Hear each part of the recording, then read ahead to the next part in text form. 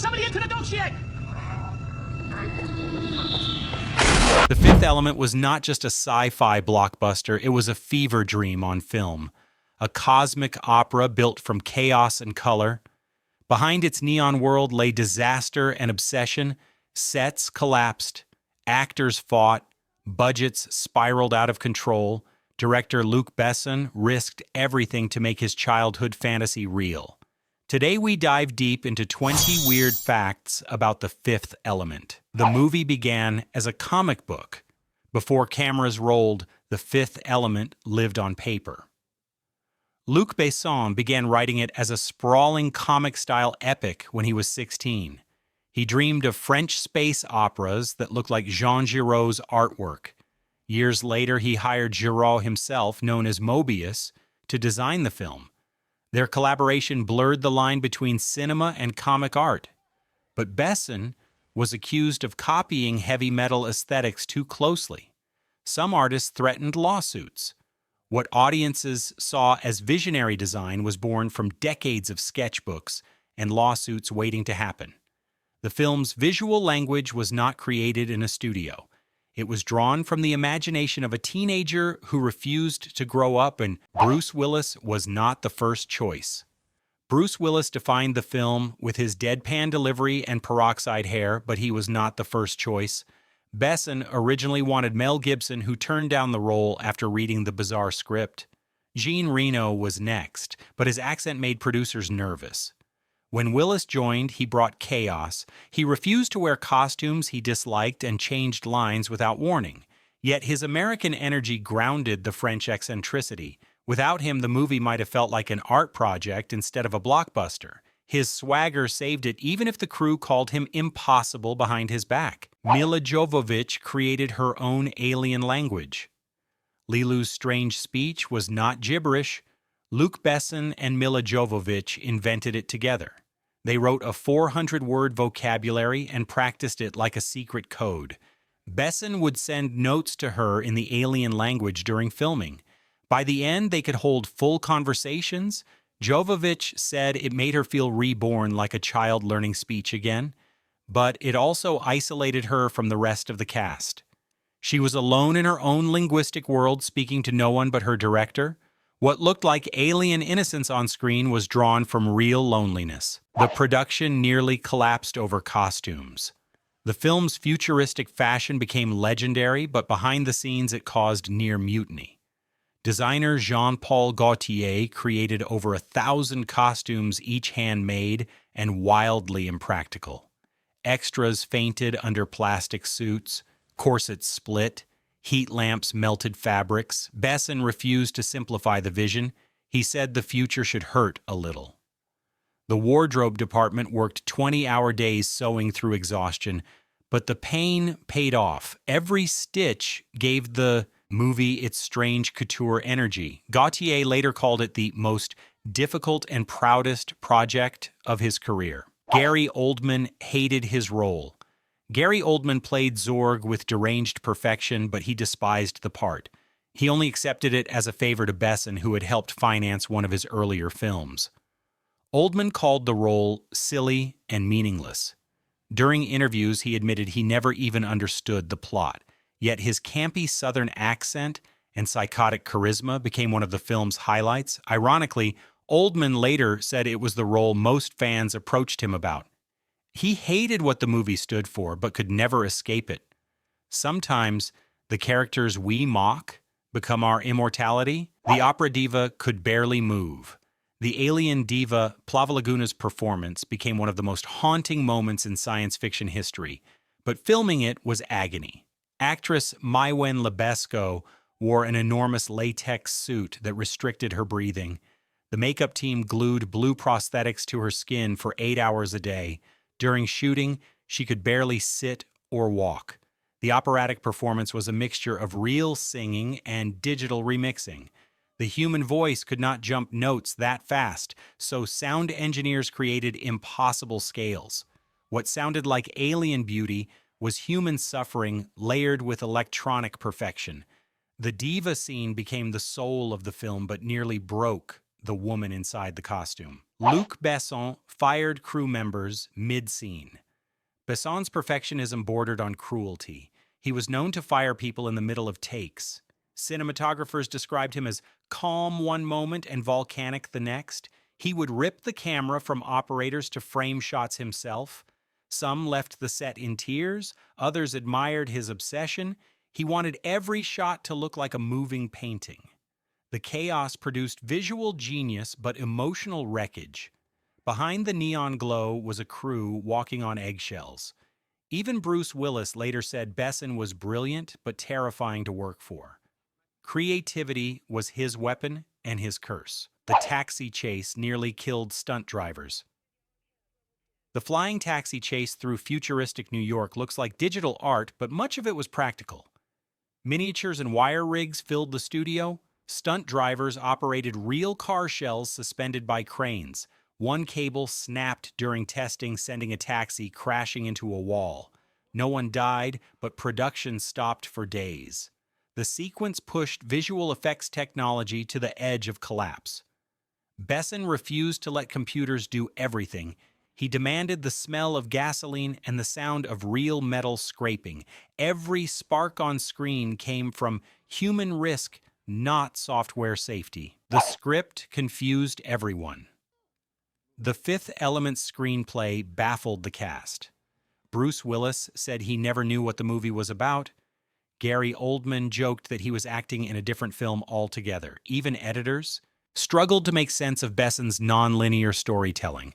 The script had been rewritten dozens of times since his teenage draft. Pages were delivered daily with new dialogue.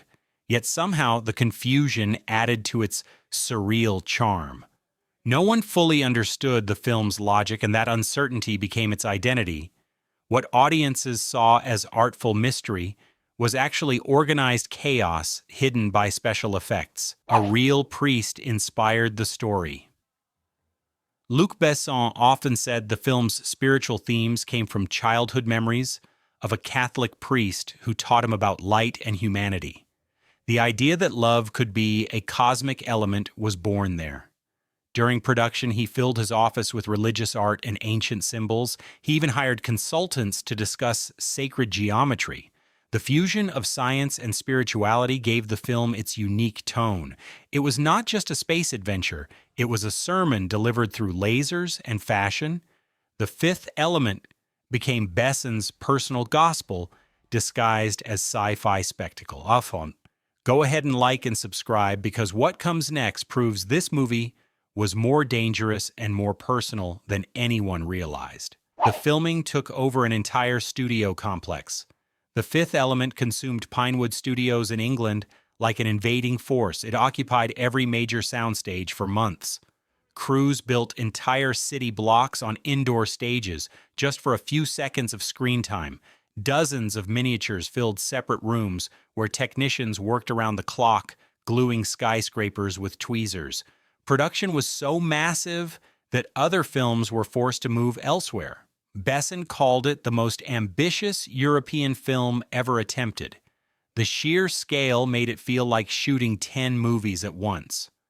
Pinewood had hosted Bond and Alien before, but never anything this chaotic. Even decades later, old crew members still remember it as the loudest, most exhausting project in their careers. Chris Tucker's Ruby Rhod was almost recast. Chris Tucker's wild energy made Ruby Road unforgettable, but Besson originally wanted Prince. The musician turned it down after seeing Gautier's sketches. He thought the costumes were too risque even for him. When Tucker stepped in, he improvised most of his lines. His screams and flamboyant gestures were not scripted. Some crew members found him exhausting. Others said he single-handedly brought life to the cold, futuristic set. Tucker's voice nearly destroyed microphones, but his charisma made Ruby a cult icon. He created chaos that felt alive. Without him, the movie might have drowned in its own seriousness. Besson and Jovovich fell in love during filming.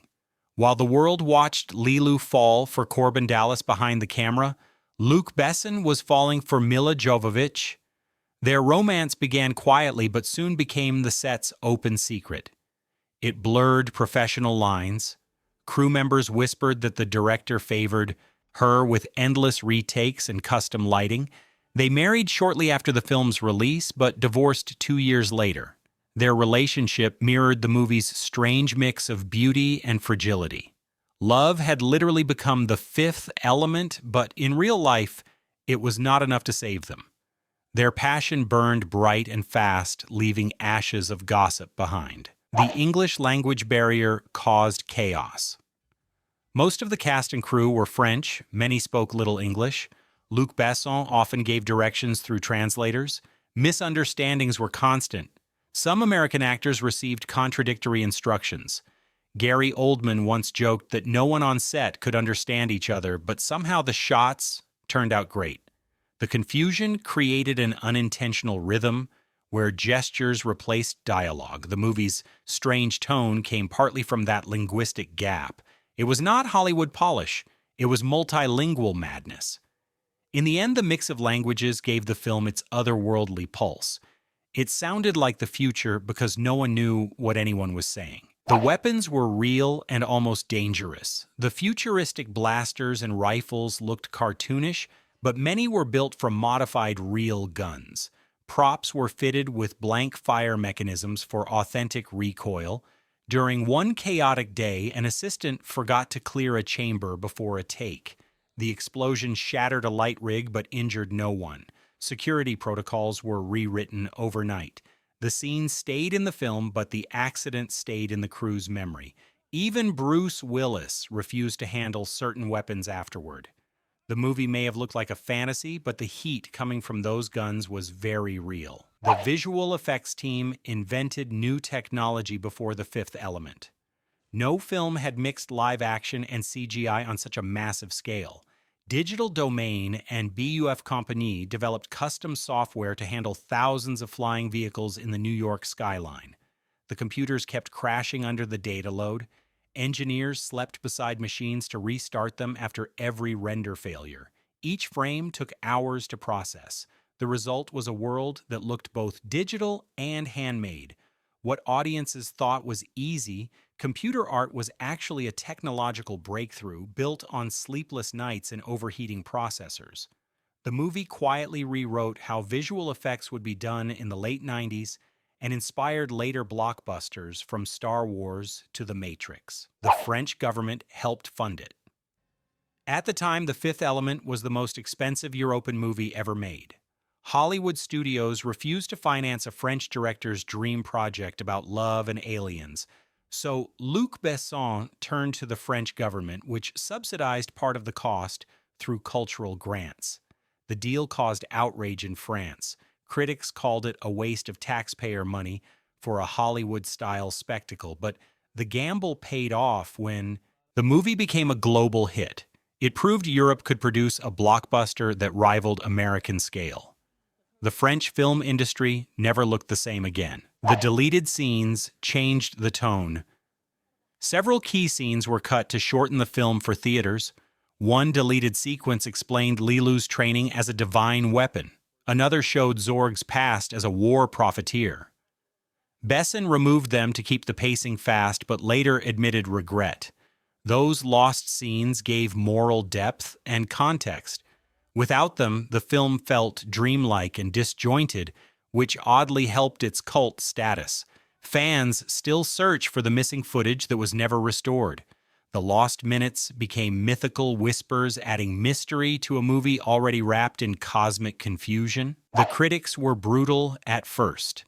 When The Fifth Element premiered at Cannes, critics were divided. Some praised its imagination. Others called it nonsense wrapped in neon. American reviewers mocked its dialogue and tone, yet audiences loved it. It grossed over 200 million worldwide and became a cultural event. Years later, critics changed their minds. They began calling it visionary and ahead of its time. What started as ridicule turned into reverence. The film's wild energy survived every insult and transformed into legend. It was not made to please critics, it was made to outlive them. The ending was improvised. The emotional climax where Leeloo unleashes the Fifth Element was not planned as shot. Mila Jovovich had broken down earlier that day after long hours. Besson told her to forget the script and just react. The tears and trembling were real. She was exhausted and angry, but Besson kept rolling. Bruce Willis's reaction was also spontaneous. He thought the scene had failed. Instead, it became the film's emotional heart. The moment when light bursts from Lilu was not just special effects, it was an actress collapsing into truth.